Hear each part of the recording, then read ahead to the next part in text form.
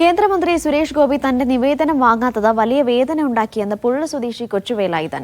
വീട് വയ്ക്കാൻ സഹായത്തിനാണ് കേന്ദ്രമന്ത്രിയെ കാണാൻ പോയത്. നിവേദനം വാങ്ങാതെ മടക്കിവിടുമെന്ന് കരുതിയില്ല. മന്ത്രിയുടെ പെരുമാറ്റത്തെക്കുറിച്ച് അവിടെ തന്നെ മൈക്കിൽ പ്രസംഗിക്കണം എന്നാണ് കരുതിയതെന്നും അത് ചെയ്തില്ല എന്നും കൊച്ചുവേലായുധൻ പറഞ്ഞു.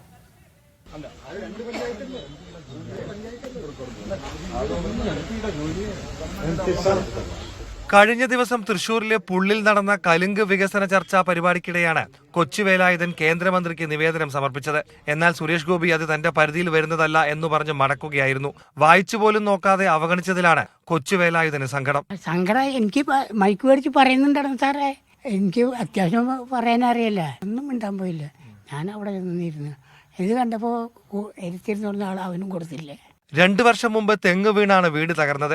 ഇപ്പോൾ വീടിന് സമീപത്തെ ഷെഡിലാണ് താമസം. ഭാര്യയും 2 മക്കളും കൂടിയുണ്ട്. സാമ്പത്തികമായി പിന്നാക്കാവസ്ഥയിലായതിനാലാണ് സഹായം തേടിപ്പോയത്. ആൾക്ക് ഒരുപാട് അസുഖങ്ങളുള്ള തന്നെ, ഒരുപാട് ഓപ്പറേഷനൊക്കെ കഴിഞ്ഞിട്ട് അതിൽ നിന്ന് രക്ഷപ്പെട്ടു വരുന്നതാണ് ആള്. അപ്പോൾ കയറി കിടക്കാൻ ഒരിടം ഇല്ലാണ്ടെന്ന് വെച്ചാൽ മക്കൾക്ക് അത്രയ്ക്കും കഴിവൊന്നുമില്ല.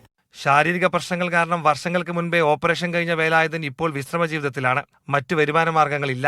വീട് നിർമ്മിക്കാൻ സുമനസുകൾ സഹായിക്കും എന്ന പ്രതീക്ഷയിലാണ് ഈ 74-കാരൻ. മീഡിയ 1 തൃശൂർ.